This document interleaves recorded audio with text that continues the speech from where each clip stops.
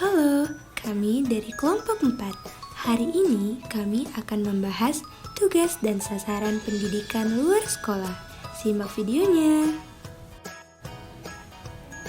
Nah, apa saja ya fungsi pendidikan luar sekolah? Pendidikan luar sekolah mempunyai fungsi yang sangat penting bagi masyarakat, terkhusus bagi mereka yang tidak memiliki kesempatan untuk bisa mengenyam pendidikan sekolah atau pendidikan formal. Keberadaan pendidikan luar sekolah ini juga mampu memenuhi kebutuhan masyarakat yang tidak didapatkan di pendidikan formal. Terdapat 3 fungsi pendidikan luar sekolah yang erat kaitannya dengan pendidikan sekolah. Di antaranya yaitu 1. Fungsi PLS sebagai substitusi pendidikan sekolah. 2. Fungsi PLS sebagai komplemen pendidikan sekolah. Dan yang ketiga, fungsi PLS sebagai suplemen pendidikan sekolah. Nah, setelah mengetahui fungsi dari pendidikan luar sekolah, sekarang kita belajar tujuan pendidikan luar sekolah. Adapun tujuan pendidikan luar sekolah sebagaimana dijelaskan dalam Peraturan Perundang-undangan Republik Indonesia Nomor 73 Tahun 1991 tentang pendidikan luar sekolah.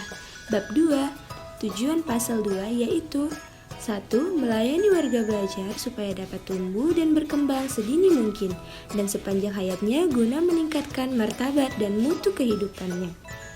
Yang kedua, membina warga belajar agar memiliki pengetahuan, keterampilan, dan sikap mental yang diperlukan untuk mengembangkan diri, bekerja mencari nafkah atau melanjutkan ke tingkat atau jenjang pendidikan yang lebih tinggi.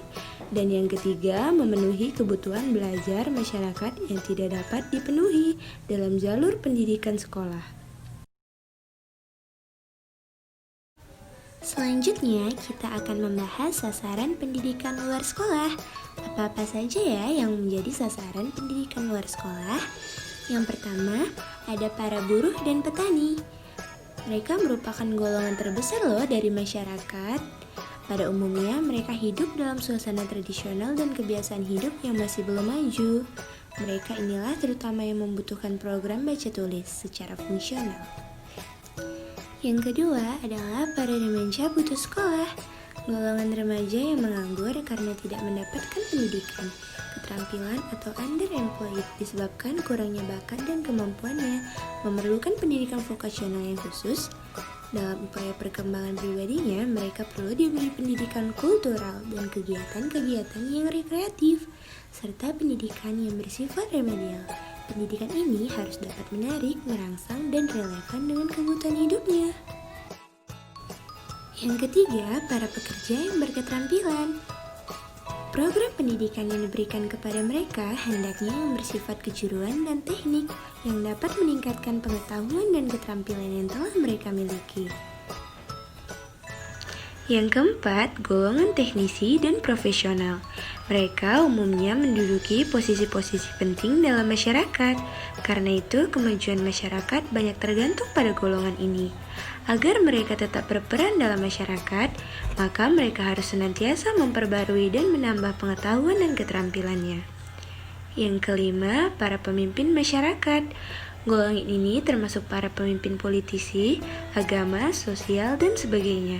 Mereka dituntut untuk mampu mensintesiskan pengetahuan dari berbagai macam profesi atau keahlian dan selalu memperbarui sikap-sikap dan gagasan yang sesuai dengan kemajuan dan pembangunan.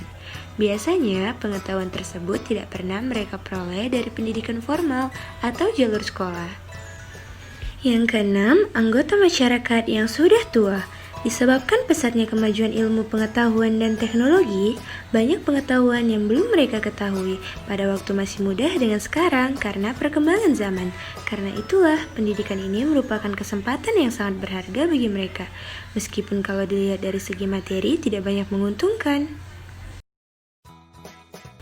Terima kasih sudah menonton video kami. Sampai jumpa kembali.